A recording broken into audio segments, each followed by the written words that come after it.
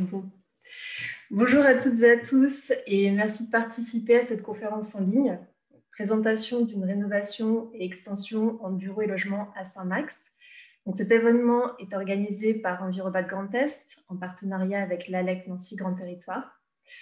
La présentation de l'opération va être réalisée par les maîtres d'ouvrage et maîtres d'œuvre de l'opération, Marilyn Picnil et Julien Madalon de l'atelier MPA. Merci à vous d'être présents.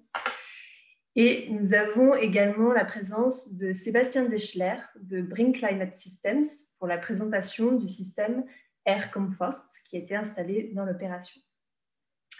Il était prévu que le bureau d'études LOR-ENR soit présent aujourd'hui avec nous, mais celui-ci a eu un imprévu, donc il ne sera malheureusement pas avec nous et on s'en excuse. Pour le côté technique de la conférence, je vais vous demander de couper vos micros pour le confort de tous. Et juste pour information, cette vidéo est enregistrée pour qu'elle puisse être visionnable en replay sur notre chaîne YouTube.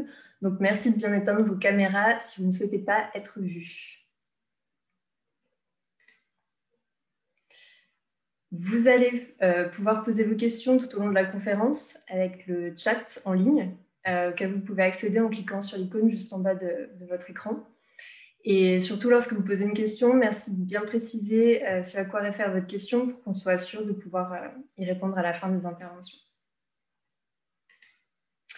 Avant de commencer, je vais faire quelques mots sur Envirobat Grand Est.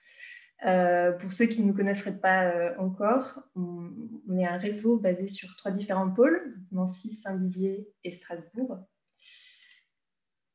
Et on a pour objectif et action de promouvoir la construction et l'aménagement durable, de favoriser le travail ensemble et de mettre à disposition un centre de ressources.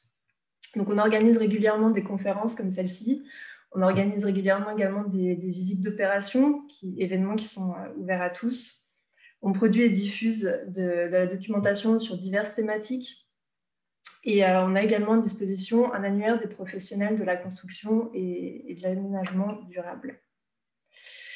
Donc, n'hésitez pas à vous rendre sur notre site internet pour être informé de toutes nos actions et également celles de nos partenaires.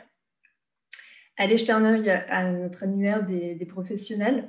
Vous pouvez d'ailleurs vous-même y figurer si vous remplissez les prérequis. Et puis, n'hésitez pas à vous inscrire à notre newsletter qui vous informera de tous nos événements. On a aussi une page Facebook et LinkedIn, donc n'hésitez pas à vous y inscrire.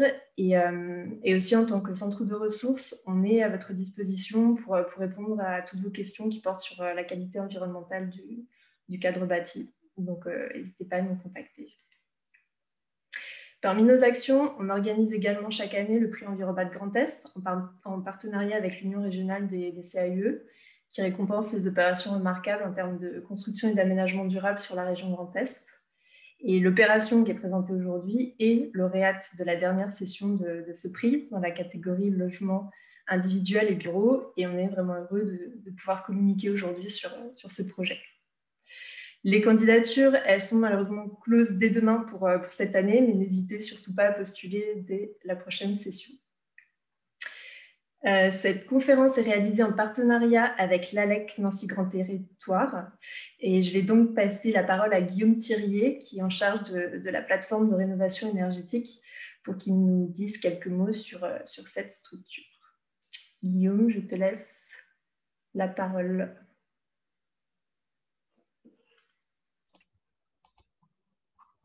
Bonjour à tous. Je pense que l'écran s'affiche bien pour tout le monde. Oui, il s'affiche bien. C'est bon. Très bien. Donc, l'ALEC Nancy Grand Territoire, nous sommes donc une agence locale de l'énergie et du climat. Donc, une ALEC, c'est une agence qui est créée en fait à l'initiative des collectivités locales qui a pour but d'informer, de sensibiliser et conseiller de manière indépendante et objective donc tous les consommateurs et de manière générale tous les acteurs publics et privés qui consomment de l'énergie. Et le but, c'est de travailler avec les collectivités et les acteurs locaux pour mettre en place des projets visant à maîtriser l'énergie et réduire les consommations. Donc, on fait partie d'un réseau national qui s'appelle FLAM. Enfin, c'est une fédération des agences locales de l'énergie et du climat. Donc, des ALEC que vous en retrouvez aussi à Mulhouse, dans les Ardennes, dans le département des Ardennes. Il y a aussi donc, en Lorraine, à Metz, à Épinal, des ALEC qui agissent, qui proposent des dispositifs un peu similaires aux nôtres. Donc, certains connaissent peut-être, il y a ce qu'on appelle les conseillers en énergie partagée, qui sont plus des dispositifs à disposition mis en place avec les communes de moins de 10 000 habitants qui souhaitent réduire leur consommation dans leur parc de bâtiments ou dans l'éclairage public notamment. Et puis, on met aussi en place des programmes de l'ADEME, notamment, alors certains d'entre vous connaissent aussi certainement ce qu'on a pu appeler autrefois Espace Info Énergie, plateforme de rénovation énergétique. Aujourd'hui, en gros, c'est l'espace FAIR qui est plus mis en avant. Donc, je vais vous en parler brièvement parce que ça peut potentiellement vous intéresser dans vos projets. Donc, nous sommes un réseau de conseillers FAIR. Conseillers FAIR, c'est un peu la marque du gouvernement pour tout ce qui va être lié au conseil sur la rénovation énergétique. FAIR, FAIR, c'est faciliter, agir pour la rénovation énergétique. Donc, 3 axes d'intervention. Le principal, c'est quand même le conseil aux particuliers, accompagner les particuliers sur leurs projets de rénovation énergétique, que ce soit sur les choix techniques qu'ils pourraient faire, sur les aides financières mobilisables et puis aussi sur les parcours d'accompagnement possibles.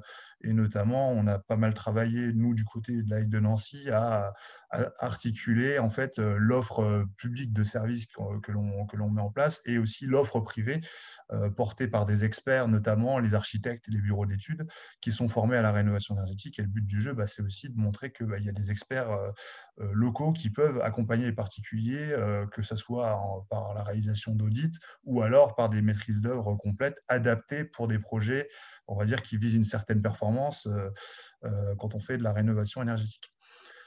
Voilà, donc on a aussi un rôle à travers ces espaces FAIR de mobiliser les professionnels du bâtiment, que ce soit à travers la formation des entreprises. Donc ça, on fait le relais auprès des organismes de formation sur les formations mises en place. On fait des animations, donc souvent aussi en lien avec Envirobat d'ailleurs. Et puis, il y a un nouveau volet qu'on est en train de développer autour du petit tertiaire privé.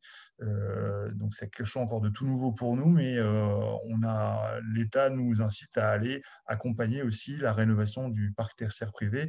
Et d'ailleurs, à ce titre, pour information, un crédit d'impôt a été mis en place depuis cette année, justement pour inciter les entreprises de ce secteur, enfin du petit tertiaire, à rénover aussi leurs locaux. Donc, c'est un axe nouveau sur lequel on va travailler prochainement.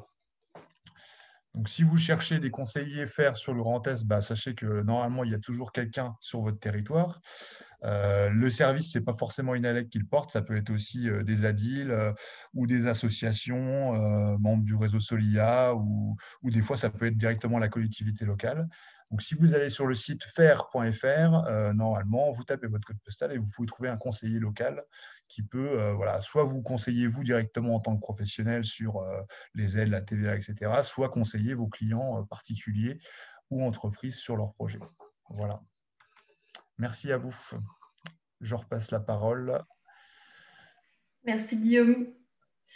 Eh bien, c'est parti. Moi, je donne moi-même la parole à Marilyn Picnil et Julien Madalon pour vous présenter ce beau projet. Bonjour à tous. Donc, moi, je vais commencer par... je vais faire le partage d'écran pour que vous ayez accès, voilà, du coup, au diaporama. Hop, normalement, c'est tout bon. Donc, nous sommes donc une agence d'architecture et pour ce prix Envirobat Grand Est, nous sommes aussi des maîtres d'ouvrage et puis aussi un peu des autoconstructeurs. Donc, petit diaporama, voilà. Donc, un peu l'histoire de qui nous sommes va être aussi un peu l'histoire finalement de ce projet. Donc, l'atelier MPA que nous avons créé avec Julien Madalon en 2008. Maintenant, nous avons aussi avec nous Marc Ribeiro-Gaillon et Jean-Jacques Bégel. Et puis, nous avons un petit peu du monde qui passe de temps en temps. Donc, on est vraiment axé sur la performance énergétique et sur la rénovation thermique. Et nous sommes tous formés FIBAT à l'agence. Et donc, historiquement, depuis 2012, nous sommes implantés sur Saint-Max.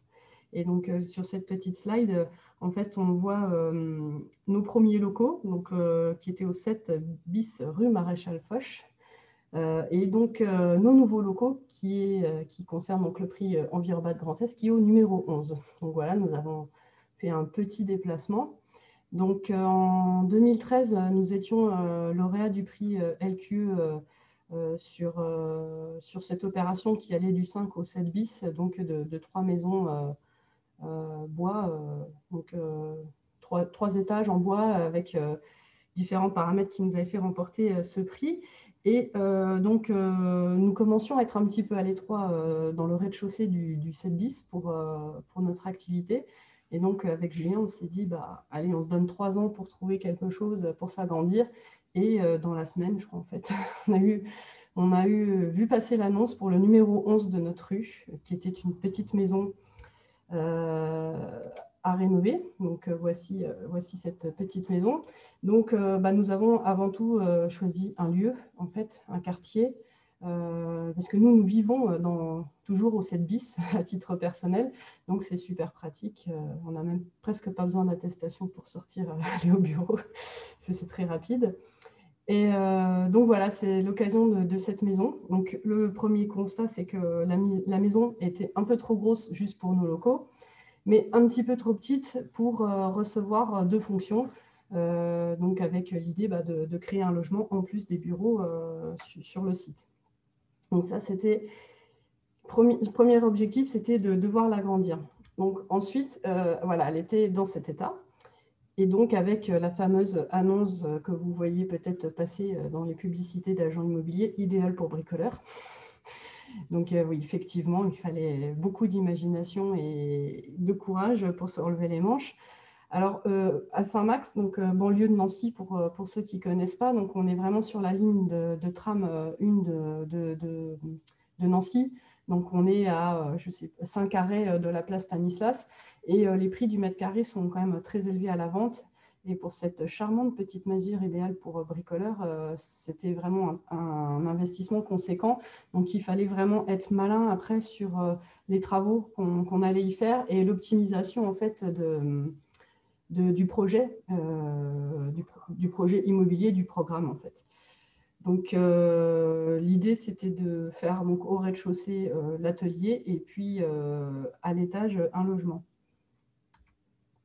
Donc, là, sur les documents, en fait, la conception, le logement, en fait, on est assez rapidement, s'est orienté vers l'idée d'un meublé, en fait, pour les étudiants.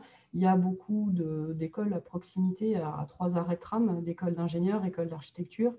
Et l'idée de faire un meublé nous plaisait bien aussi, voilà, de voir passer des étudiants, vu que nous, on travaille en dessous, de se dire, il va y avoir du mouvement, ça va être sympa. Et puis après, ça nous a apporté aussi des facilités en termes de rénovation thermique sur la manière de justement gérer les productions en fait, d'eau chaude et de chaleur. Donc, ça nous a bien intéressé de partir sur ce concept-là.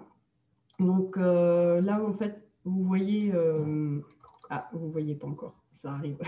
Ah si, sur cette slide, quand même, il y a la surélévation et l'extension en fait, qui apparaissent en rose. C'est la maçonnerie existante. On a enlevé le toit de cette petite maison. Voilà, donc là, maintenant, on est sur le site. J'ai Julien qui me souffle dans mon oreille. Ce n'est pas dans l'oreillette, c'est juste dans mon oreille, vu qu'il est à côté de moi.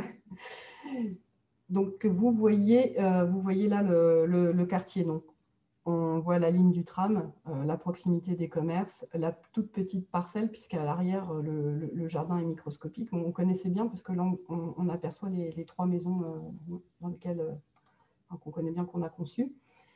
Donc, voilà, le plan de masse état existant, état projeté. Donc, la parcelle 144 mètres carrés. Donc, même les mètres carrés d'extension étaient vraiment à doser pour garder quand même un petit peu d'espace extérieur. Nous étions, je on me ressouffle encore dans l'oreille. Julien, tu peux prendre la parole, Julien. Tu sais, on ne va pas trop se couper, ce n'est pas grave. Julien souligne un point important, en fait, c'est la question du stationnement. Et on était limité en termes de nombre parce qu'il n'y a pas de garage et il n'y a pas de place de stationnement. Donc, il fallait qu'on soit très prudent sur les mètres carrés parce qu'on était limité et on ne pouvait pas dépasser les 110 mètres carrés pour le logement. Sinon, on devait forcément créer une place de stationnement, ce qui était impossible dans cette parcelle microscopique. On ne devait pas dépasser 80 pour les bureaux aussi, voilà, pour les mêmes raisons. Alors, rapidement, la présentation. Donc, le rez-de-chaussée en grisé, c'est la partie accès commun, enfin, c'est l'accès à l'appartement, mais qui est comme une partie commune, en fait, où on peut accéder pour le compteur d'eau, la poubelle, voilà, et un petit garage à vélo. Et la partie blanche, donc l'atelier avec un grand espace de travail, une salle de réunion et puis un bureau un peu plus en retrait. Le logement, donc à la base qu'on pensait pour des étudiants et finalement effet premier confinement, aujourd'hui nous n'avons plus que des jeunes travailleurs, en fait entre 25 et 30 ans, la population a complètement changé, mais c'est un programme qui plaît beaucoup à cette génération-là qui ont aussi souffert de l'isolement pendant le premier confinement et qui sont très demandeurs aujourd'hui en fait, de vie en communauté. Donc voilà, les escaliers sont communs. Sur le palier, on aperçoit de rectangles qui sont les locaux techniques, car nous voulions conserver l'accès pour l'entretien aux locaux techniques et pas installer une double flux, un système un peu compliqué que les néophytes ne connaîtraient pas et n'entretiendraient pas correctement. Donc nous avons l'accès en fait pour changer les filtres. Enfin voilà, on gère tout cette partie-là pour être sûr que ce soit en bon état. Donc voilà, petite cuisine, pièce de vie et donc une grande terrasse qui est le toit en fait de l'extension des bureaux. Et au dernier étage, donc 4 chambres avec 2 petites salles d'eau qui profitent d'un grand volume sous rampant de toiture. Donc là, sur les élévations, donc, on voit le avant et le après. Et pour nous, c'était très intimidant finalement de venir travailler dans cette rue où nous avions déjà travaillé. On avait déjà un peu laissé notre marque avec ces 3 maisons qui sont connues comme étant les 3 maisons en bois de la rue et avec un bardage qui était voilà, déjà très présent. Et c'était la question de qu'est-ce qu'on fait, comment on réintervient juste à côté, comment on ne refait pas la même chose, comment on garde quand même une trace. Et finalement, ce qu'on voulait, c'était marquer le fait que c'était quand même une rénovation. Ce n'était pas une construction neuve et c'était important pour nous de conserver ce soubassement en moellon, donc enduit à la chaux, et puis ce bardage en bois noir qui est plus de l'ordre du registre du bardage traditionnel. La toiture en tuile aussi, finalement, c'était une volonté de s'affirmer comme étant une rénovation et pas une construction neuve. Voilà, sur l'arrière, pareil, avec le visuel des maisons du 5 au 7 bis. Voilà, je ne vais peut-être pas faire le tour de... Ce qui est important de noter, c'est surtout l'approche de surélévation.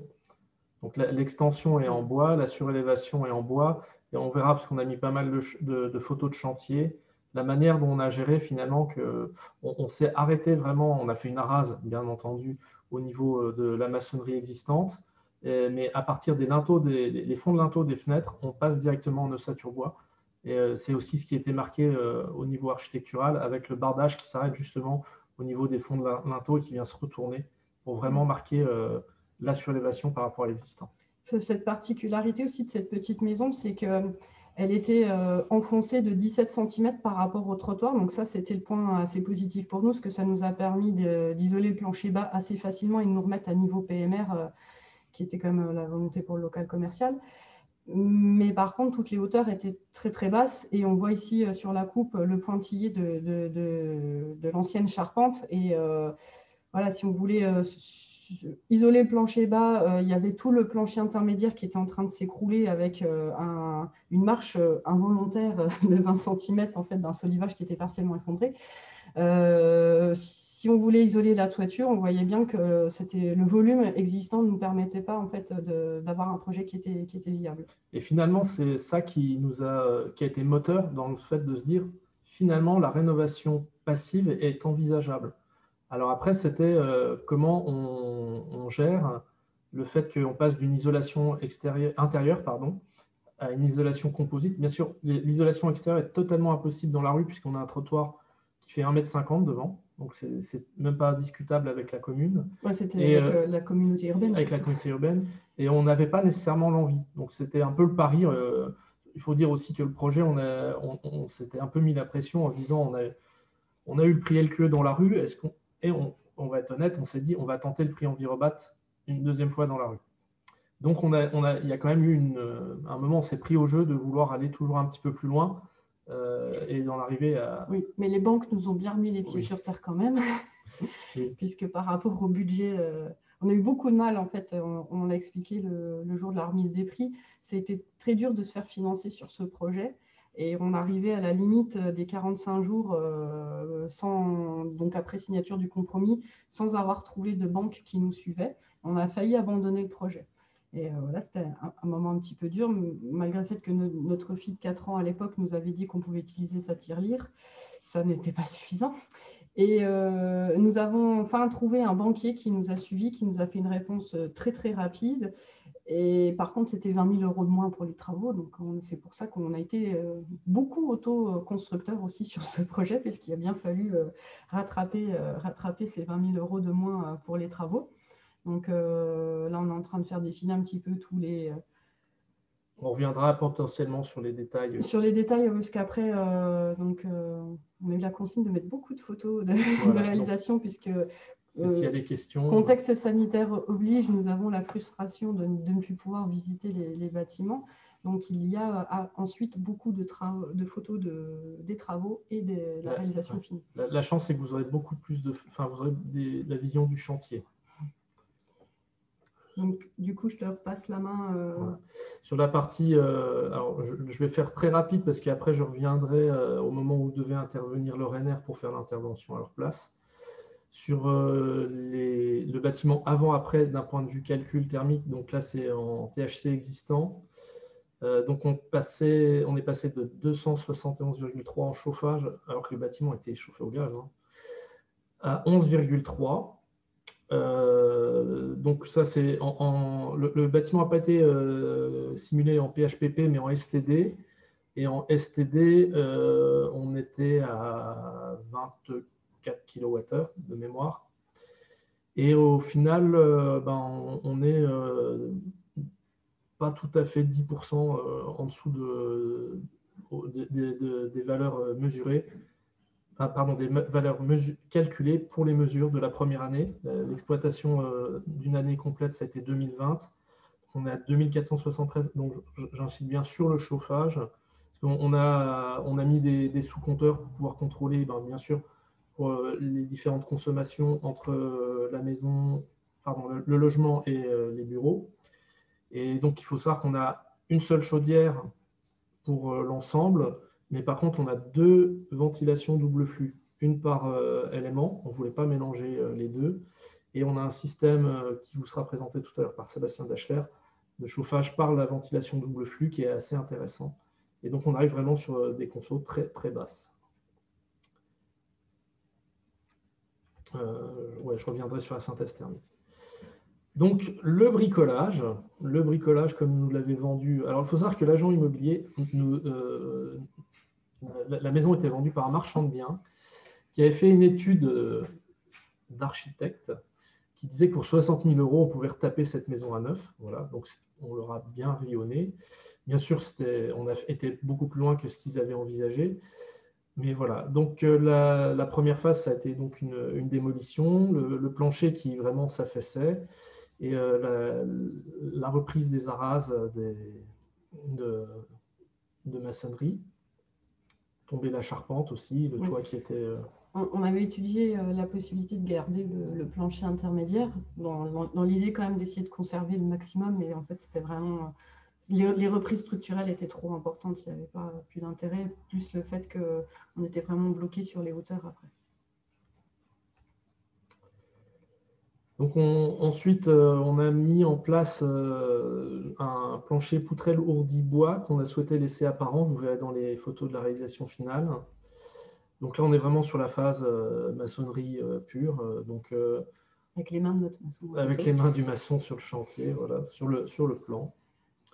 Donc, on a bien bloqué la rue aussi, voilà, avec notre DEN. Alors, ce qui était aussi important pour nous, c'était concernant la conception et en fait l'esthétique finalement des bureaux, c'était d'essayer de conserver au maximum des éléments bruts de construction, dont le poutré lourdi-bois qu'on commence à apercevoir sur les photos, tout simplement parce que, vu que c'est un atelier d'architecture et que nous sommes spécialisés dans la construction pour les particuliers, la rénovation pour les particuliers. Donc, ça nous sert vraiment de showroom. Et pour nous, c'était important de leur montrer des vrais matériaux dès qu'ils mettent le premier pas à l'agence pour aussi, après, les orienter vers ces questions-là de finalement, est-ce qu'on est obligé de tout cacher avec du BA13 ? De tout plaquer, de remettre des couches qui ne sont pas nécessairement, d'un point de vue financier et écologique, nécessaires et esthétiques. Donc, pendant ce temps, on a réalisé l'isolation et pas la fabrication. La fabrication de la toiture et de l'ossature bois a été réalisée par l'entreprise Madalon. Donc là, donc mon frère, mes oncles, ma famille. Donc vous voyez, on a été isoler les caissons de toiture par 30 cm de laine de bois le week-end à l'atelier. Et pendant ce temps-là, ils ont commencé à monter Enfin, une fois qu'on a eu fini quand même, ils ont commencé à monter le plancher bois du dernier niveau. Donc, on voit qu'il y a les murs ont après été reglissés entre le plancher et les murs existants. Donc ensuite, la surélévation qui a été posée. Ouais, parce que vu que sur les projets du 5 au 7 bis, on avait été déjà un peu les fous du quartier à poser une construction de 3 étages en bois avec un toit végétalisé dessus. Là, du coup, on était un peu les fous furieux qui rajoutaient des étages aux vieilles maisons. Et ça donnait des idées dans le quartier quand même. Oui, on a beaucoup de demandes de surélévation depuis. Voilà, donc on voit sur la photo de droite quand il lève les caissons de toiture pour les poser. Donc, en gros, cette phase de levage des murs et de la charpente, plus la couverture, ça a duré moins d'une semaine. Ça s'est fait en, je crois, 2 jours. 2 jours pour les murs et après ils ont mis une journée pour la toiture. Donc, le chantier était assez complexe au niveau de l'accès. Parce que c'est une rue très passante, très étroite, sans stationnement directement sur le côté de notre trottoir. Et en plus, le terrain étant tout petit, toute la gestion de stockage, livraison pendant le chantier, c'était vraiment éprouvant pour les ouvriers qui étaient fatigués de devoir déplacer régulièrement leurs affaires. Et puis voilà, toujours un peu source de stress pendant le chantier, mais tout s'est super bien passé, parce qu'il y avait une très bonne entente sur le chantier. On voit également là donc la partie la partie en maçonnerie, entre guillemets, le plancher maçonné avec sa poutre métallique. Et on voit aussi l'extension, le radier de l'extension, le ferraillage du radier sur l'isolation sous radier. Alors c'est un système entre guillemets artisanal, on n'a pas fait faire sur mesure par de l'industrie. Et bon, par contre, vous voyez que la dalle a été faite après la toiture. Ne faites pas ça chez vous. Ne faites pas ça chez vous. C'est vrai que ça peut prêter à sourire, mais on avait un projet aussi dans le temps. Il ne faut pas trop s'en vanter. Mais on a commencé le 16 mai, les démolitions, et on a reçu nos premiers locataires le 1er septembre, enfin le 31 août. 31 août, ouais. 31 août. Donc, on avait un planning ultra serré, ce qui ne fallait pas qu'on rate la rentrée des classes pour les premiers locataires. Et donc, voilà, on en arrive parfois à faire des choses un peu bizarres. Quand c'est pour nous, ça va. Quand c'est pour nous, ça va, on n'a pas peur. Voilà, donc on voit que... Alors, on voit qu'on commence à avoir un petit peu d'isolation qui se met à l'intérieur. Et donc, l'isolation du plancher qui va recevoir une chape côté bureau, sur la photo de droite. Et tu parlais tout à l'heure des arases. En fait, donc les fenêtres ont été déposées, la charpente de l'ancienne maison enlevée. Et donc, le niveau d'arase qui était légèrement remonté par rapport au linteau existant qui reçoit ensuite la structure bois. Et un détail pour ceux qui aiment ce genre de détail, voilà, vous voyez sur la photo du milieu ressortir la bande d'étanchéité à l'air du nez de dalle qui va un coup être à l'intérieur, puis se rabattre sur l'extérieur pour avoir une continuité parfaite. Donc ça se fait au moment de la pose, hein, bien entendu. C'est pour ça que c'est toujours intéressant de voir les photos de chantier. Donc là, eh ben, c'est notre travail à nous, c'est-à-dire après les caissons d'isolation de toiture, on a remis donc, la 4e couche d'isolant, donc il y a 40 cm en toiture de laine de bois, qui elle se fait sous le panneau. Donc le panneau a été utilisé en pare-vapeur, on voit sur la photo de droite, hein, il est utilisé, il est rescotché, et donc on a refait un contre-chevronnage pour l'isoler. Et donc, on a fait l'isolation et l'étanchéité à l'air également des murs. Des murs bois. Ensuite, les murs maçonnés, c'était le plâtrier. On a plus l'habitude de travailler le bois avec nos mains. Voilà, donc là, isolation pour l'acoustique dans le plancher bois. Le début de la couverture membrane d'étanchéité. Ça, c'est...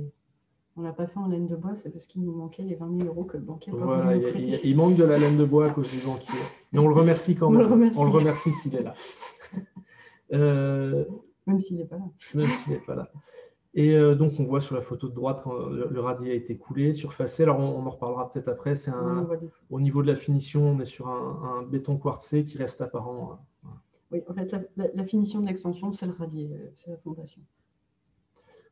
Donc le début de l'isolation extérieure de l'extension. Donc on ne la voit pas, mais parce qu'il pleuvait quand il y a eu des alternances. Donc, en gros, il y a la laine de bois qui est derrière un pare-pluie. Voilà. Donc étanchéité à l'air des murs en maçonnerie, début des ossatures.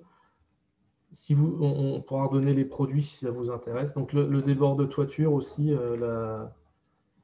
la sous-face, le retour d'étanchéité à l'air, début des cloisonnements, donc là c'est plus conventionnel, pose des menuiseries.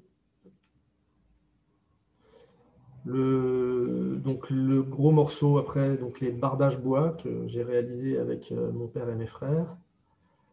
Ah oui, tu es sur l'échafaudage. Oui, je suis sur l'échafaudage. Et le maçon qui nous a refait, après avoir entièrement décrépi la façade, un enduit à la chaux.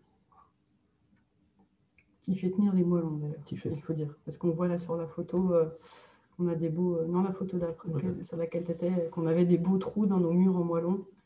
Ouais, ça c'est intéressant de les voir quand le maçon a découpé pour faire le trou vers l'extension à la tronçonneuse, donc une tronçonneuse spéciale.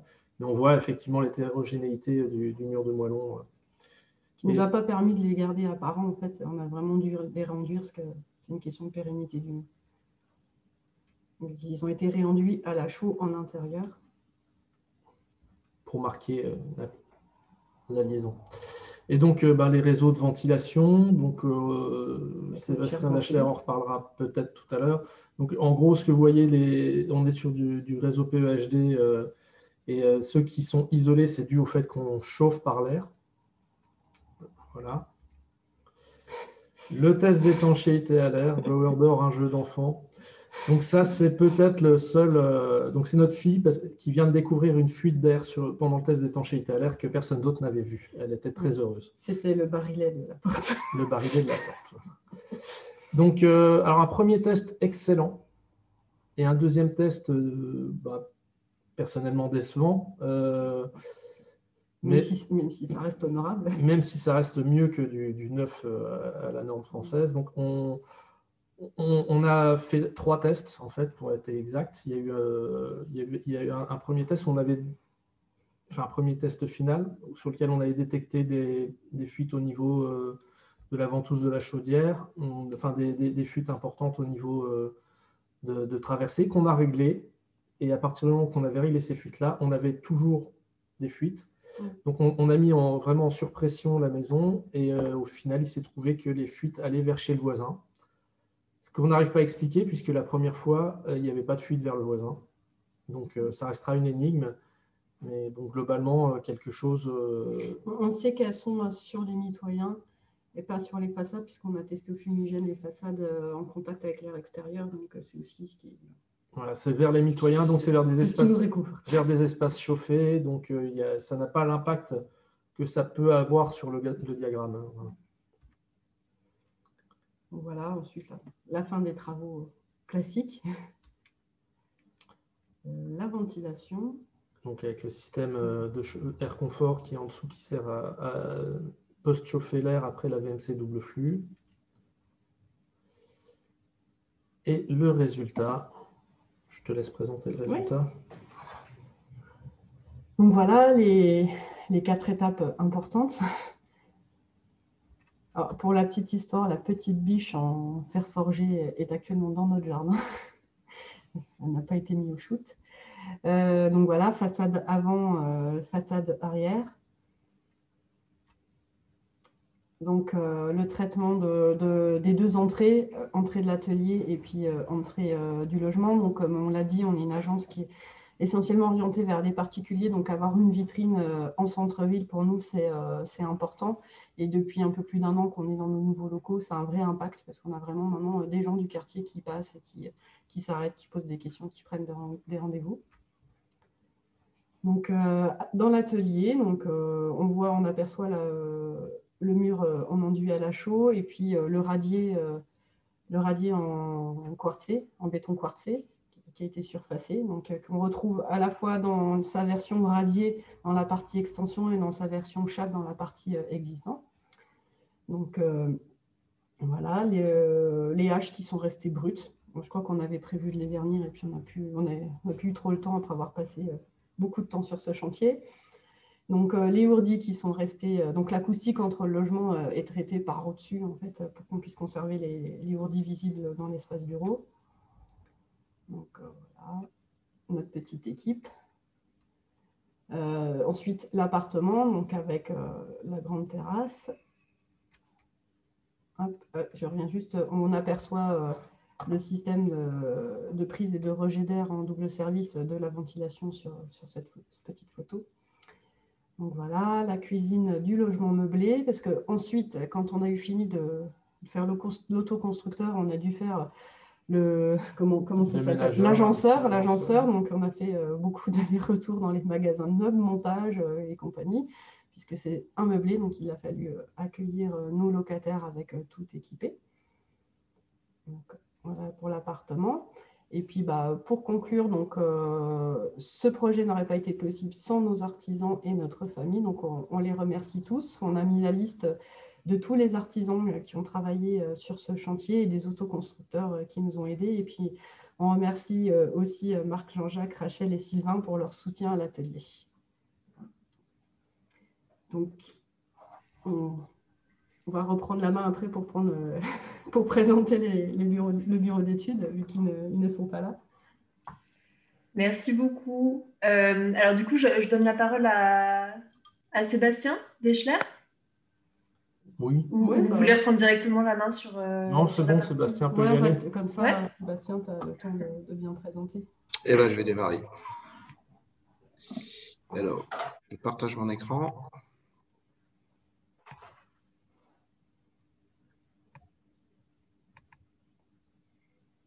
Tout le monde a l'écran, c'est bon? C'est tout bon, on le voit. C'est tout bon. Alors, bonjour à tous. Donc, je me présente, Sébastien Deschler. Donc, je suis le responsable technico-commercial pour la société Bring Climate System. Bring Climate System, pour ceux qui ne connaissent pas, c'est un leader européen de la ventilation de confort habitat. Nous sommes fabricants de systèmes de ventilation double flux, d'échangeurs thermiques et de réseaux PEHD. Donc 95% d'une solution de ventilation de confort est fabriquée au sein de notre groupe. Alors, pour parler du air confort, puisque c'est le sujet aujourd'hui, qui était installé donc, dans le projet de MPA. Qu'est-ce que c'est que le air confort? En fait, à la base, pour tous ceux qui connaissent un peu, les systèmes 4 en 1 ou 3 en 1, c'est faire du chauffage sur l'air, faire du rafraîchissement sur l'air, de l'eau chaude sanitaire et de la ventilation double flux au rendement. Brink, à l'origine, n'avait pas de système compact et n'a pas la volonté de fabriquer des systèmes, comme on les appelle, thermodynamiques compacts. Donc, l'idée, avec le responsable Brink France, a été de créer un système 4 en 1 éclaté. C'est-à-dire que l'on va retrouver, principalement dans notre solution, une VMC double flux, un système de batterie au chaud d'eau glacée, et ensuite, on peut y coupler un élément chauffant ou rafraîchissement. Donc, le Air Confort, c'est quoi? C'est un système éligible, bien sûr, au crédit d'impôt, au prêt à taux zéro, qui n'a pas besoin de titre 5. Donc, pour ceux qui veulent le saisir en RT 2012, eh ben, on saisit les aiements séparément. Le Air Confort est un système qui a 3 ans aujourd'hui en France, a été primé par le trophée du bâtiment passif à Bassibat en 2019 et a aujourd'hui un certificat passif a été homologué sur une maison et d'autres sont en cours. Donc exactement, c'est une solution moderne de chauffage et de rafraîchissement sur l'air. Production d'ECS dans les maisons parfaitement isolées et étanches à l'air. C'est-à-dire qu'on ne pourra pas répondre, surtout en faisant du chauffage sur l'air, à de la maison type RT 2012. Attention, c'est vraiment dédié à des maisons qui sont proches passives ou passives. Le système du Air Confort, en fait, c'est une batterie, une centrale de traitement d'air, ni plus ni moins, qui peut être raccordée sur n'importe quel générateur d'eau chaude ou d'eau glacée. Donc, on peut y mettre une chaudière à gaz, ce qui est le cas dans notre cas. On peut y mettre une pompe à chaleur, on peut y mettre un ballon par chauffe-eau solaire et ainsi de suite, quoi. Cette application peut se mettre dans du neuf et dans la rénovation, hein, ce qui est parfaitement notre cas. Et la régulation de la température se fait via la régulation du générateur, simplement. Le but, c'est d'apporter dans des bâtiments qui sont très performants, c'est beaucoup plus de confort. D'utiliser le réseau de ventilation pour faire le chauffage ou le rafraîchissement s'il y en a besoin. Et d'apporter, bien sûr, un confort thermique, une efficacité énergétique, tout en ayant une installation assez compacte. Ce système, là je vous montre un exemple, peut être accordé sur n'importe quel VMC double flux. Donc nous, bien sûr, on va préconiser sur du Brink, bien sûr, mais la centrale de traitement d'air, donc le Air Confort lui-même, peut être branché avec n'importe quel VMC double flux. Typiquement, voilà à quoi peut ressembler une installation. Donc vous avez la VMC double flux de son côté qui va travailler comme avant, qui va injecter son air neuf dans la batterie. Qu'est-ce que, dès l'instant où j'ai une demande en chauffage ou en rafraîchissement, la centrale de traitement d'air va, elle, faire une réaspiration du volume d'air de la maison pour transiter par cette batterie. C'est-à-dire qu'on ne va pas accélérer la VMC double flux pour augmenter la puissance de chauffage. Ce qui nous donnera un effet complètement différent par rapport à des systèmes 4 en 1 traditionnels. C'est-à-dire qu'on plus on augmente le débit de ventilation, plus on va augmenter le besoin, et plus on va assécher le bâtiment.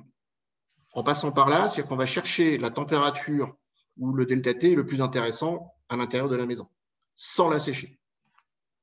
Et ce qui nous donne une puissance, comme on l'a vu tout à l'heure, d'environ 3 kg de chauffage sur l'air et quasiment 2 kg de rafraîchissement sur l'air.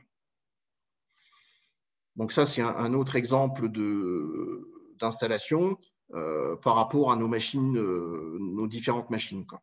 Donc on voit bien, hein, on va toujours aspirer les pièces vissées comme avant, les airs extérieurs seront comme avant, et l'air neuf qui va être injecté dans la maison passera par le module Air Confort. Donc typiquement en photo, voilà ce que ça peut donner, hein, différents cas de configuration. Où on voit en bas donc le Air Confort, hein, qui est une batterie au chaud d'eau glacée, hein, centrale de traitement d'air. On voit une de nos anciennes versions de machine qui, elle, avait la possibilité de se plugger directement dessus. Et derrière, on va pouvoir y rajouter ce qu'on appelle des accessoires de connectique pour pouvoir réaspirer le volume, pour pouvoir diffuser l'air dans les pièces par différents caissons. Typiquement, une autre type d'installation, en fait, je vous présente les deux. Pourquoi? Parce que dans la configuration de chez Julien et Marilyn, on a typiquement ces deux configurations. Pour la partie du logement étudiant, on est sur la version qu'on voit ici, avec une machine ancienne version. Et sur la partie bureau, on est typiquement sur celui-ci, sur la toute dernière version de machine, avec un autre système de branchement. Bien sûr, derrière, pour le réseau, il est très important pour nous, alors ce n'est pas une obligation pour le passif, c'est d'isoler les réseaux. Alors, si je fais que du chauffage, le risque, il n'existe pas, sauf que nous, ce qu'on souhaite, c'est d'avoir les calories à la bouche, et non pas dans le faux plafond, même si ça fonctionne. Par contre, si vous faites du rafraîchissement et que vous n'isolez pas vos réseaux, la condensation, c'est direct. Hein, donc là, danger. Donc, c'est pour ça que l'on préconise et on insiste fortement sur l'isolation des réseaux. Alors, tous les isolants que vous voyez sur les photos sont tous sans, comment on appelle ça, sans matière minérale. Hein. Donc, voilà un peu le principe du air confort. Comment ça fonctionne. Merci à vous. Merci, Monsieur Deschler. Encore une fois, pour les participants, n'hésitez pas à poser vos questions qu'on pourra poser à la fin à nos intervenants. Est-ce que je vous laisse reprendre la main sur la partie thermique? Peut-être nous dire comment vous en êtes venu à faire ces choix. Et puis, je crois qu'il y a notamment un système que vous vouliez mettre en place à la base que vous n'avez pas pu installer. Le temps que Julien lance la présentation de l'ORNR, je me permets juste de préciser à tout le monde que donc, Sébastien Deschler a été intégré dès le début à nos réflexions et qu'il est toujours de très très bons conseils, on le connaît depuis des années et pour nous, voilà, c'est vraiment très important d'avoir échangé avec toi, Sébastien, dès le début. Je crois que c'est dès qu'on ait signé le compromis. On était déjà en train de réfléchir avec Sébastien sur comment on allait faire pour optimiser notre installation. Donc voilà, ça c'est petit message à tous. Vous pouvez, les yeux fermés, aller lui poser des questions car il a une très bonne expérience et de pose, en plus d'avoir une très bonne expérience théorique de ces machines. Donc c'est vraiment toujours un bonheur de travailler avec toi. Bien. Donc c'est bon, tu as mis le partage d'écran. Il y a le partage d'écran. Donc on va excuser Jeanne Pinon qui a eu un problème de dernière minute et qui n'a pas pu venir faire la présentation. Et je vais m'excuser par avance si je ne suis pas aussi bon que lui pour faire la présentation. Voilà. Donc pour ce projet, on a souhaité travailler avec l'ORNR, qui est le bureau d'études avec lequel on travaille le plus et qui travaille également en partenariat avec Expert 54 pour les tests d'étanchéité à l'air. Donc, rapidement, ils sont implantés au sud de Nancy, à Neuve-Maisons, pour ceux qui ne connaissent pas. Ils ont toutes les certifications, et notamment la certification Passive House. Et ils sont adhérents Lorraine Qualité Environnement depuis 2011. Donc des gens avec qui on partage beaucoup de passions communes sur la construction performante et biosourcée. Voilà. Et donc ils interviennent en amont sur les projets et donc ils savent faire des STD, ce qui est un point pour nous important. Parce que bien souvent, alors ça c'est une marotte d'architecte que je concède, je préfère travailler en fait avec les simulations thermiques dynamiques, tout simplement parce qu'aujourd'hui on est plus souvent confronté aux problèmes de thermique d'été qu'aux problèmes de thermique d'hiver, et donc on a, à mon sens, une analyse plus fine de ce qui se passe en dynamique qu'avec un PHPP. D'autant plus pour les bureaux, puisque au bureau, déjà, il y a des occasions de surchauffe de par le matériel. Et puis, voilà, travailler en période de canicule, c'est déjà dur de faire la sieste en période de canicule. Donc, travailler, c'est encore un peu plus compliqué. Donc, c'était vraiment très important pour nous qu'on ait des bonnes conditions de travail, sans climatisation. Oui. Et sans rafraîchissement. On reviendra dessus. C'était aussi un choix qu'on avait de ne pas faire de rafraîchissement. Et donc voilà, ils font également des audits énergétiques, des analyses, des mesures de perméabilité. Donc c'est eux qui ont fait les 3 tests d'étanchéité à l'air du projet. Voilà, donc on est arrivé avec un projet avec des ambitions, donc d'un niveau rénovation passive sans certification. De toute façon, on n'avait pas le temps de passer par un processus de certification, de labellisation. Et donc, on avait 2 critères, on s'était donné deux objectifs, c'était la conso en dessous de 25 kWh et le taux de renouvellement d'air en dessous de 1. Donc, je vous ai déjà spoilé, on n'a pas atteint le deuxième, mais le premier est largement atteint. Et donc, on a vraiment étudié les limites de surchauffe estivale, limiter les sensations de courant d'air, les parois froides et la qualité de l'air. Donc, ce qu'il faut savoir, c'est qu'on est en bureau, on a demandé, alors, notamment parce qu'il y a le système air confort, Sébastien ne l'a pas évoqué, mais pour être sur des débits d'air plus importants et pas avoir de problème d'équilibrage, comme une VMC double flux, normalement vous faites de l'extraction dans les pièces humides, et par définition dans le bureau, la pièce humide elle est ridicule.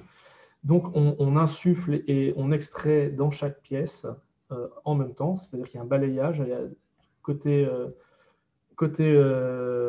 sud de la maison, on insuffle, et côté nord du bureau, pardon, on extrait de l'air en permanence. Alors, on aperçoit derrière Sébastien une bouche d'extraction, puisqu'il est actuellement de l'autre côté de la bibliothèque. Voilà. Et donc, pour arriver à ça, bien entendu, avant de réfléchir au système, il y a eu une réflexion sur les parois. Donc là, John a fait une petite synthèse des performances de l'ensemble des parois. Alors on s'est fait, c'est vrai qu'on a travaillé sur de la menuiserie aluminium parce qu'on avait on est en ville, il y a des incivilités sur les menuiseries et une menuiserie bois qui était abîmée par des... Puis niveau trottoir directement pour la vitrine aussi. Le salage en été, par exemple, ou le salage en hiver, ou les chiens qui viennent uriner sur la façade, tout simplement, hein, on va être très pragmatique. On fait qu'on a décidé de partir sur de l'aluminium et pas sur du bois. C'est aussi pour ça que vous avez des habillages en aluminium entre les fenêtres. Donc, on a bien travaillé le toit. On a essayé de maximiser le biosourcé, donc laine de bois, laine de bois, laine de bois. Sur les parties maçonnées, on est parti un peu des prescriptions de Samuel Courget sur le fait de ne pas mettre de vide d'air entre l'isolant et la structure pour conserver un maximum de capillarité. Et donc, de par le fait de travailler avec une laine minérale et pas avec un isolant biosourcé. Et par ailleurs, donc pour le système qu'on a mis en place, c'est le système Optima 2, si je ne dis pas de bêtises, de chez Isover. Donc, si vous n'avez jamais vu, c'est un système où on met en place des rails horizontaux sur la structure. Après, on met en place des pics en plastique jaune. On vient empaler l'isolant. Et on est bridé par ce système à 20 cm d'isolant. Donc, pour pouvoir avoir une bonne performance quand même sur le mur, on est parti sur un isolant avec un lambda de 0,32. Voilà. Donc, les laines de bois, pardon, c'était pour optimiser le déphasage. Et puis, donc, isolant sous chape, donc on a vu en polystyrène graphité. Voilà. Et puis la perméabilité, donc le résultat qu'on a vu tout à l'heure. Sur les équipements, donc on avait pour réduire les coûts de maintenance et vu les faibles besoins qu'on avait, on est parti sur une seule chaudière. Alors il faut savoir que la chaudière, en fait, elle a été choisie par rapport à la problématique de production d'eau chaude du fait que c'était pour un logement étudiant et on a considéré qu'il fallait que les 4 étudiants puissent se laver à la file. il y a 2 salles d'eau, on doit pouvoir prendre 2 douches en même temps et en reprendre 2 douches d'affilée et pas avoir tué le ballon. Donc, c'est pour ça qu'on s'est orienté notamment sur du gaz. On aurait préféré le gaz solaire, mais vu qu'on a fait le choix esthétique d'avoir une toiture en pente, elle n'est pas du tout bien orientée pour ce type de problème. Et on a un bâtiment qui est plus haut que nous à côté. On avait ces 2 problématiques-là. Parce qu'on a du solaire à côté au service, mais là, voilà, on avait vraiment des masques qui étaient trop importants. Et sur un toit terrasse, c'est plus simple. C'était plus simple. Et donc, on ne souhaitait pas nécessairement faire du rafraîchissement. En plus, les gaines isolées, ça reste une petite contrainte en plus.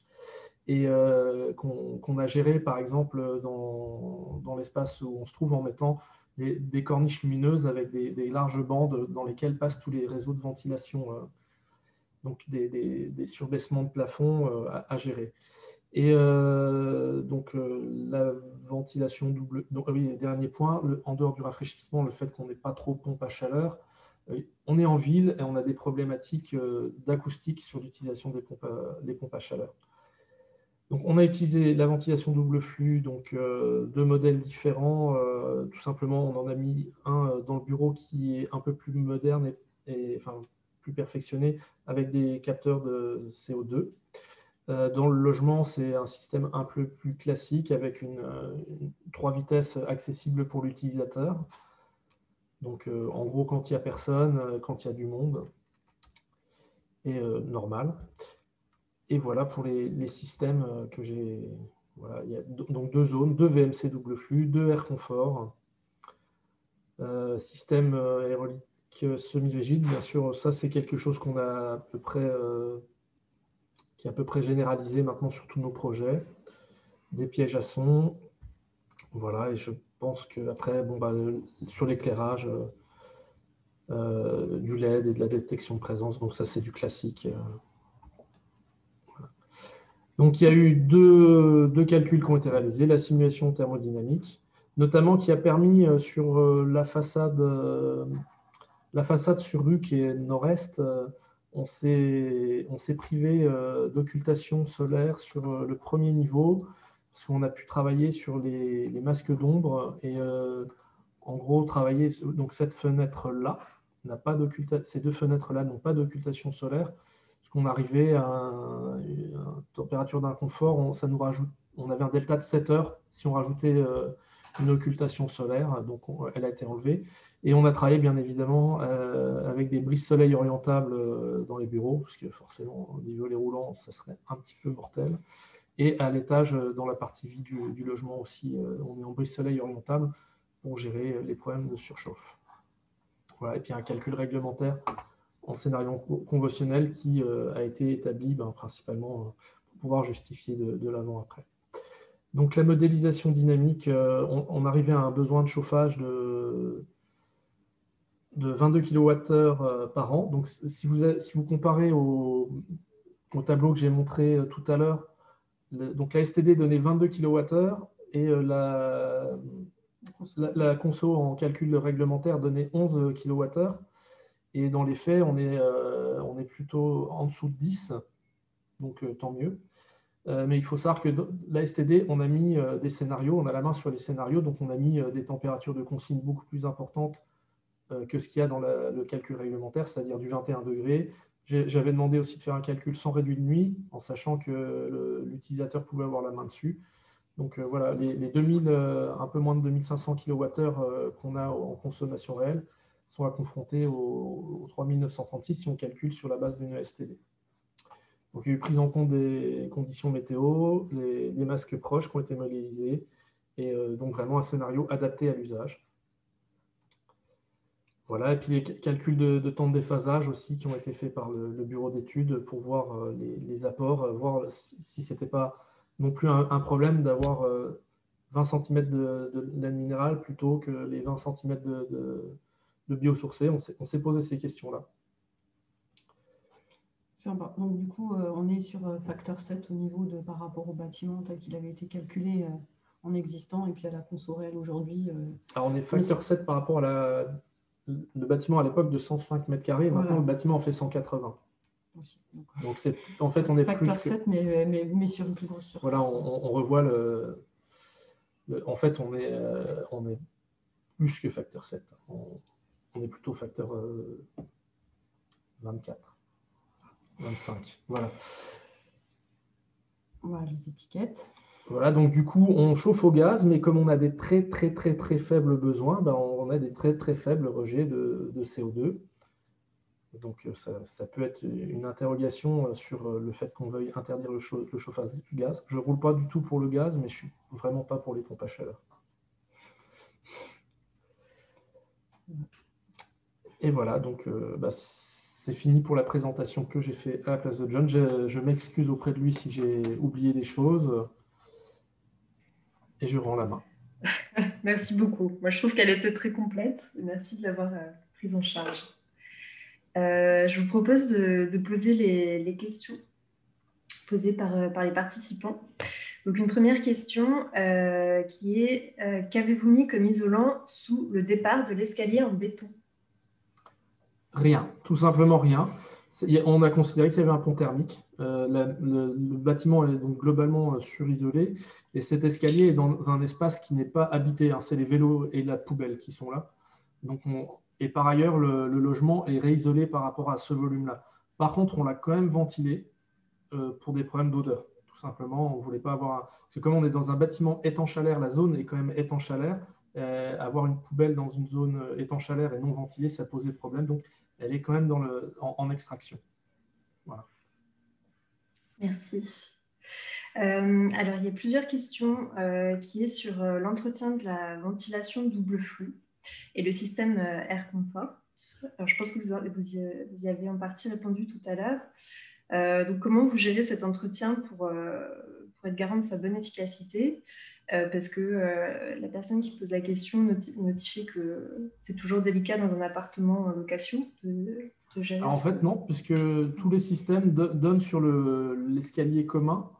En fait, la chaudière et la ventilation double flux de l'appartement ne sont pas accessibles depuis l'appartement. Un peu comme on fait beaucoup dans... Alors, ça se fait de plus en plus dans le logement social, mais ça se faisait dans les CTU, les choses comme ça. Toutes ces pièces-là sont rapportées dans l'escalier. Moi, j'ai un accès, j'ai la clé, et après, je fais l'entretien de la VMC de l'appartement en même temps que celui de l'entretien du bureau. Je change et nettoie les filtres en même temps. Voilà, maître d'œuvre, maître d'ouvrage, autoconstructeur et concierge. Non, c'était vraiment important parce qu'en plus, vu qu'on l'a dit, on voulait faire, pour nous, ça l'aide des étudiants et on s'est rappelé aussi quand nous, on était étudiants, quand on a eu notre premier appart étudiant, on s'est dit, mais on quitte papa, maman, on va pas leur demander de changer un filtre. Enfin voilà, nous on s'est revus au début, on a eu notre appart, on savait même pas qu'il fallait faire un entretien de chaudière. Donc on s'est dit, il faut vraiment qu'on puisse là-dessus effectivement gérer nous-mêmes pour être sûr que ça soit pas un souci. Et au niveau des charges, c'est pas très compliqué, hein, un jeu de filtre, c'est pas. Alors au niveau des charges, ça revient, je crois que c'est 40 € hors taxe par VMC par an. Donc c'est pas énorme, quoi. Alors, une question. Oh, ouais, il y a tout qui s'affiche d'un coup. Après, on voit ça déroule d'un coup là. Pas une question, mais une réflexion Remarque, sur une personne concernant votre problème d'étanchéité à l'air avec le mur mitoyen. Alors non, là, du coup, il n'y a pas d'Optima 2 sur les mitoyens. Ah. En fait, sur les mitoyens, comme c'est des espaces qui sont chauffés et tempérés, on avait considéré que les problèmes de vapeur d'eau se poseraient différemment. Et donc, on est parti sur un aéroblue sur la maçonnerie existante. Et c'est, je pense, là où il y a un défaut. L'aéroblue, à mon sens, ne sera pas à refaire. Et donc, avec une laine minérale posée directement. Donc, c'est un petit peu moins isolé sur les mitoyens, mais là encore, on est sur des habitations chauffées et compagnie. Donc, il y a 12 cm d'isolation en 0,32. Et je pense que c'est plus un problème simplement de réseau d'électricité. Enfin, voilà, comme une fois que c'est le test final, que tout est plaqué, c'est compliqué. Mais les mitoyens, l'étanchéité à l'air étaient déjà faites quand on a fait le premier test qui était très bon. En fait, c'est un peu, ça me fait penser à la question par rapport à l'isolant sous l'escalier. En réno, on ne peut pas faire le projet qui est thermiquement parfait parce que forcément, il y a tellement de complexité. Mais néanmoins, on voit, et par le calcul de la STD et par la première année de conso, que malgré tout, on peut atteindre de la performance, et même en faisant justement des impasses sur des détails comme ça, sur des pignons qui sont peut-être pas aussi étanches à l'air que ce qu'on avait imaginé et compagnie. Donc, c'est un peu ce qui est intéressant dans la réno, ce qui est un peu angoissant aussi, mais voilà, on sait qu'on ne peut pas faire de projet parfait, mais ils seront quand même performants. Alors, une question sur les coûts. Donc, je suppose que c'est les coûts énergétiques. Et notamment, vous avez installé des compteurs d'énergie qui permettent de dissocier les consommations. Est-ce que vous pourriez donner plus d'éléments là-dessus, peut-être un bilan, ou s'il y a eu des évolutions par rapport… Le bilan, je vous l'ai dit sur le… Parce que bon, je suis désolé, j'ai surtout regardé le chauffage pour aujourd'hui. J'ai regardé quand même ce qui est bien avec les chaudières, c'est qu'elles sont maintenant, on a accès aux chiffres en permanence. Avec le téléphone portable, je peux vous donner les consos. Je sais que sur l'eau chaude, les locataires, ils vont un peu plus que ce qu'il faut, voilà, clairement. Mais que sur le chauffage, on est bien. Je vérifie aussi les températures, voir si régulièrement, alors même si je peux la modifier à distance, je n'y touche pas, mais c'est juste pour contrôler un peu s'ils sont sur des températures de consigne raisonnables. Donc, des fois, ils sont à 22 en température de consigne. 22, je les ai déjà surpris à 23. Voilà. Mais globalement, l'idée, c'est de pouvoir corréler la consommation par rapport à un usage. Hein, ce n'est pas du flicage, c'est vraiment c'est pas une étude socio, mais une étude thermique. Oui, c'est ça. Pour nous, c'est l'aboutissement de la réflexion, quoi. Et donc, le chiffre que j'ai donné de 2400 et quelques kilowattheures, c'est la consommation globale de la chaudière en chauffage sur l'année. Voilà. Donc, après, en eau chaude, je crois qu'on est à 3005 de mémoire. Et après, je ne sais pas trop. Sur l'électricité, pareil, je ne flique pas mes locataires. Mais… Ok. Une autre question, à la fois réflexion aussi. Une personne aurait, elle, plutôt insufflé côté nord et extrait côté sud, et demande pourquoi avoir fait le contraire. Alors, en fait, tout est sur le même côté. C'est un système qui prend et renvoie c'est des bouches doubles, pardon. Et tout simplement, c'est pour un problème de qualité de l'air. On est en ville, donc on a préféré prendre l'air côté jardin que côté rue, en sachant qu'il y a un feu rouge à 50 mètres et que bon, il y a les fumées de voiture, les plaquettes de frein, les gens qui fument. Donc voilà, c'est principalement pour un souci de qualité de l'air. On a privilégié la qualité de l'air. Peut-être montrer… La prochaine question sur la CIS. Oui, juste, je peux me permettre, parce que quand il a dit que les bouches, elles insufflaient, c'est interne dans le local commercial, en fait. Donc, il les a juste orientés par rapport au plan, mais en réalité, ça n'a pas d'impact thermique, le fait qu'elle soit d'un côté ou de l'autre du mur, parce que c'est intérieur. Donc, je pense que le mieux, ce serait peut-être de montrer une photo dans le local et montrer les bouches. Oui, je n'avais pas compris. Je croyais que c'était les bouches de…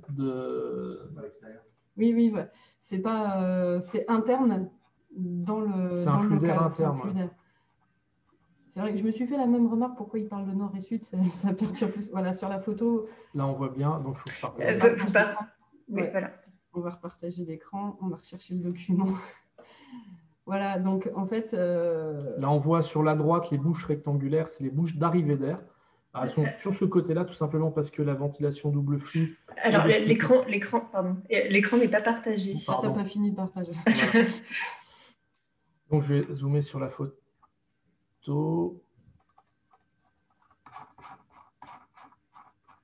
Voilà, donc là, vous voyez sur la droite les grilles d'arrivée d'air. Donc, tout simplement, pourquoi elles sont sur ce côté-ci? Parce que la machinerie est de ce côté-ci, et donc ça permet d'avoir les réseaux isolés qui soient les plus courts possibles pour prendre moins d'encombrement et que ça coûte moins cher, parce que l'isolation a un prix certain.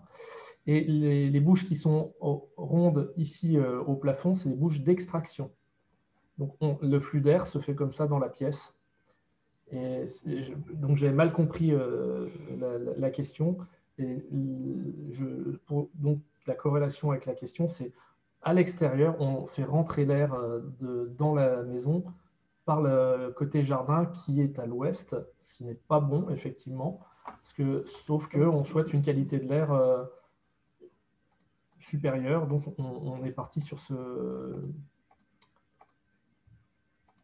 cette solution. Voilà. Monsieur Collin, j'espère qu'on aura pu répondre à... Voilà, on voit dans voilà la bouche. Donc, on prend l'air en sifflet par le dessous et elle est ressoufflée à la verticale. Et il y a la même au-dessus qu'on voit pour la deuxième machine. J'ai montré tout à l'heure quand on était sur la partie. J'espère que j'ai répondu à la question comme il faut cette fois-ci. Alors, une autre question qui, elle, porte sur les fondations, les assises du bâtiment existant et de l'extension. A-t-il été nécessaire de faire une étude de sol et étude structure ou de simples sondages? Et quels ont été les choix techniques? Alors oui, vous devez faire une étude de sol, c'est nécessaire. Voilà. Voilà, n'hésitez pas à continuer à poser des questions si vous en avez d'autres. Moi, j'avais une question. Donc là, on est sur un projet où il y a vraiment une réflexion sur la balance budgétaire et vous avez même pensé à l'évolutivité possible du projet dans le futur. Vous pourriez aborder un peu ce point? Ouais, je vais ouvrir le plan. Oui, tout à fait, parce qu'effectivement, pour nous, c'était important. On est, comme j'ai dit, on est maître d'ouvrage, donc c'est un investissement qui est important dans notre vie. Et donc, forcément, un investissement immobilier et qui est lié à notre activité professionnelle. Donc, on voulait pouvoir dormir sereinement en se disant qu'il y avait une réversibilité. C'était important pour nous. Et donc, en fait, cette maison pourrait très bien être revendue et redevenir une maison individuelle, lambda, avec l'espace de travail et en fait la vitrine qui pourrait devenir une porte de garage et recevoir une voiture. Voilà, En fait, on a été jusqu'à positionner certains éléments de structure comme le poteau intermédiaire qui est ici pour pouvoir recréer une liaison sur le haut du plan, là, vous voyez, pour pouvoir se réapproprier l'extension et donc refermer l'espace de travail, le grand espace de travail, pour devenir un garage. Et on a la dimension de la vitrine est aussi due au fait qu'on peut la transformer, réversibilité, pour que cet espace devienne un garage.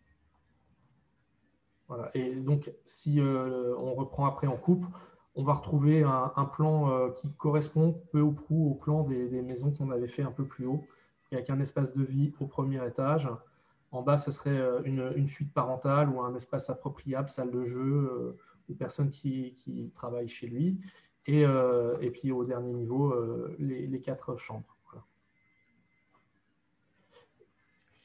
Concernant la jonction entre le mur en moellon et la surélévation en structure bois, est-ce qu'il y a eu des problèmes particuliers ou des choses un peu complexes à résoudre? Alors, là où ça a été le plus compliqué, je pense que le détail, c'est celui-ci où on verra mieux, c'est le détail 4. Par rapport en fait à la toiture de notre voisin, où on partage avec lui un mur en moellon mitoyen. Et là où aussi on a justement les fuites d'air, parce que comme on l'a vu aussi, les murs en moellon, ils sont creux. Donc, il y a un moment, c'est pour ça qu'on a fait la chasse aux fuites, mais on s'est dit c'est sans fin. Et c'est aussi comment on surélève par rapport à chez lui, lui expliquer ce qu'on allait faire, le fait que l'échafaudage allait être posé sur sa toiture, et puis voilà, quand même s'installer sur notre partie du mur. Donc là, on voit, le mur, il est bicolore, il y a une partie, c'est notre moitié et l'autre, c'est la sienne. Donc d'éviter de poser sur sa moitié à lui, quoi. Ça, c'était quelque chose d'important. C'est-à-dire que si lui, il surélève, il n'y a pas de problème, on enlève le bardage, on enlève l'isolant extérieur et il peut surélever dans les règles de l'urbanisme. Et donc ce point-là, alors en plus, on n'a pas redressé les murs avant de poser la charpente. Donc je ne sais pas si vous avez vu sur les photos de chantier, mais on est posé en biais. Donc ça a été l'endroit, je dirais, le plus complexe. Le plus complexe peut-être à réfléchir, mais après, finalement, une fois qu'on a bien fait le point avec le charpentier, le maçon, enfin, une fois la pause arrivée, ça leur a pas posé plus de problèmes que ça. On était là le jour de la pause, donc on n'a pas eu de retour de la part des gars sur ce point-là, quoi. Le PDF est ouvert. Pardon, ouais, le PDF. Et je cherchais la photo où on voit. Je ne sais pas si le partage d'écran marche bien là. Si, il est vu. Donc là, on revoit en fait sur ce bout de mur là. Alors, c'est vrai que c'est au niveau du plancher. Là, on a traité ça. Alors là, on a utilisé. Alors, faut savoir, pour nous, c'est quelque chose de banni normalement, mais là, on a utilisé un peu de polyuréthane en mousse polyuréthane pour réussir à travailler voilà, à cet endroit-là, parce que la maçonnerie est ce qu'elle est. Et il faut savoir que le jour du test d'étanchéité à l'air, le voisin a voulu appeler les pompiers parce qu'il était en train de se faire fumer le salon, on était en surpression avec on l'avait prévenu. On l'avait prévenu. Mais il nous a dit qu'effectivement, ça lui avait fait peur. Il avait eu peur, et donc c'est là où... et comme c'était au mois d'août, il faisait chaud, le mitoyen de l'autre côté, le voisin n'était pas là, mais la porte était ouverte et on voyait la fumée sortir de sa cuisine. Donc, c'est pour ça qu'on a la certitude que ça passe par les mitoyens. Alors, pour ce projet, le bois utilisé sur l'opération provient principalement du massif vosgien et jurassien, si je ne me trompe. Et est-ce que vous avez eu... comment s'est passé l'approvisionnement? Pourquoi ce choix et s'il n'y a pas eu de difficulté particulière à justement utiliser des... Non, bah alors, le bardage, en fait, on avait fait... En fait, là, le choix, c'était surtout sur le fournisseur qui nous produisait le bardage de la teinte qu'on voulait, avec le profil qu'on voulait. On avait fait une recherche sur faire du bardage en bois brûlé. Mais il y avait tellement de coupes et surtout sur des... Donc là, on a un faux bardage à couvre-joint. Ce n'est pas un vrai couvre-joint. Donc c'était trop complexe à produire en bois brûlé. Ça nécessitait de rebrûler sur chantier. Enfin, c'était vraiment trop lourd. Donc on est parti sur une lasure noire. Et donc on est parti avec un fabricant de bardage industriel qui est dans le Jura et qui s'approvisionne dans le Jura. Pour la partie charpente, en fait, tout simplement, c'est les habitudes de travail de l'entreprise qui systématiquement se fournit comme ça. Donc, il n'y avait pas de problématique particulière pour l'approvisionnement. C'est des habitudes de travail qu'on a toute l'année, en fait. Ok. Écoutez, les questions sont terminées. Il y a une autre question, mais qui apparemment correspond à un autre de vos projets. Je propose que peut-être ça se passe par email. Et puis donc, je propose qu'on... Oui, c'est... la toiture végétalisée, oui, c'est pour les maisons qui sont au 5, 7 et 7 bis de la rue. Bon, je pas le même projet, oui. Donc, voilà, je vous propose qu'on clôt cette conférence. Merci encore à Marilyn Pickmin, Julien Madalon et Sébastien Deschler pour votre intervention. Et puis, merci aux participants de nous avoir suivis pour ce direct. Quant à moi, je vais juste faire un dernier petit mot.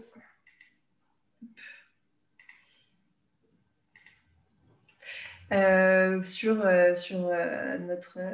notre organisme, donc Envirobat de Grand Est, Arcade LQE. N'hésitez pas à rejoindre notre réseau et puis à adhérer à notre association pour bénéficier des avantages réservés aux adhérents.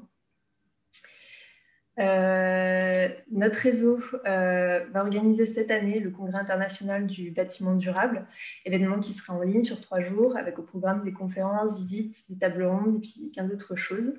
Donc réservez bien ces dates. Voilà.